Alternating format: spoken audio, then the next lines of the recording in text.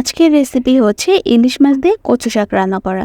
এটা খুব নরমাল একটা রেসিপি, তারপরও আমি শেয়ার করছি। জানি সবাই জানে, অ্যাজ ইউজুয়াল সবাই এটা রান্না করতে পারে, তারপরও আমি দিলাম একটু। আপনারা যদি উপকৃত হন, নতুন যারা আছেন তাদের জন্য খুবই ভালো হবে। আর এটা হচ্ছে গিয়ে আমাদের বাসার পাশের ধান ক্ষেত, তাই একটু আপনাদের দেখিয়ে নিলাম। আসসালামু আলাইকুম viewers, welcome back my channel Ramesha travel and food ব্লগে। প্রথমতই আমি দেখিয়ে নিচ্ছি, আমি এই সাইজের 2টা কচু শাক নিয়েছি। আর এটা হচ্ছে আমাদের গ্রামের থেকে নিয়ে আসা হয়েছিল। আর এটাই এখন আমি আপনাদেরকে প্রসেস করে দেখাবো। প্রথমত আমি কচু শাকগুলোকে খুব ভালোভাবে ধুয়ে নিয়েছি, ধুয়ে তারপর এটাকে কেটে নিয়েছি। আর কাটার পরে দেখতেই পাচ্ছেন আমি কী সাইজ করে কেটেছি। এই সাইজটা করলেই হচ্ছে ভালো হয়, তাই আমি এই সাইজটাই করে নিয়েছি। আর এরপরে হচ্ছে আমি রাইস কুকারে বসিয়ে দেব। আর রাইস কুকারে দেওয়ার আগে হচ্ছে এর ভিতরে কিছুটা পানি আর লবণ দিয়ে এটাকে ভালোভাবে সিদ্ধ করে দেব।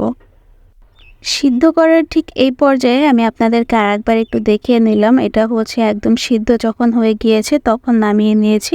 আর তারপরে আমি অন্যদিকে হচ্ছে ইলিশ মাছের 2টা মাথা নিয়েছি আর একটা লেজ নিয়েছি। এটাতে হলুদ, মরিচ, লবণ সব কিছু খুব ভালোভাবে দিয়ে মেখে মিক্স করে একটা কড়াইতে তেল দিয়ে তারপরে এটাকে আমি ভাজি করব। ইলিশ মাছটা এইদিকে ভাজি হতে থাক, অন্যদিকে আমি আপনাদেরকে দেখিয়ে নিয়ে আসি যে তেঁতুলের যেই কাঠটা তৈরি করব সেই জন্য আমি অল্প পরিমাণে তেঁতুল নিয়েছি। যেহেতু আমি কচু শাকও কম নিয়েছি, তাই অত বেশি একটা তেঁতুল নিইনি। অল্প পরিমাণে তেঁতুল নিয়ে এটার ভিতর থেকে আমি যেই কাঠটা ছিল সেই কাঠটা বের করে নিয়েছি। ওইদিকে হচ্ছে আমার ইলিশ মাছ ভাজা কমপ্লিট হয়ে গিয়েছে। তারপরে আমি কড়াইতে তেল দিয়ে পেঁয়াজ, কাঁচামরিচ দিয়ে হলুদ, মরিচ, যা অন্যান্য যে মশলা থাকে সব কিছু দিয়ে এটাকে খুব ভালোভাবে নেড়ে চেড়ে তারপরে কষিয়ে নেব।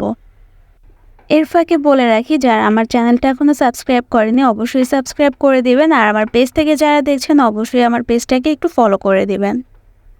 এই পর্যায়ে যখন হয়ে যাবে ঠিক সেই সময় আমি আগে থেকে ভেজে রাখা যে মাছগুলো ছিল সেগুলো হচ্ছে দিয়ে দিচ্ছি। আর দিয়ে একটু থেতো করে নিচ্ছি। আমার একটু থেতো করা জিনিসটাই ভালো লাগে। আপনারা যদি না চান সেক্ষেত্রে এটা স্কিপ করতে পারেন। তারপরে আগে থেকে সিদ্ধ করে রাখা যে কচুগুলো ছিল সেগুলো আমি দিয়ে দিচ্ছি। আর দিয়ে এটাই খুব ভালোভাবে নেড়ে চেড়ে নামিয়ে নিচ্ছি। আর দেখতেই পাচ্ছেন নামানোর পরে ঠিক এই পর্যায়ে এসেছে। আর এটা কিন্তু খেতে খুবই দারুণ হয়েছে। আপনারা বাসায় অবশ্যই ট্রাই করবেন। সকলকে বিদায় জানিয়ে আমি আজকের মতো বিদায় নিচ্ছি। আসসালামু আলাইকুম।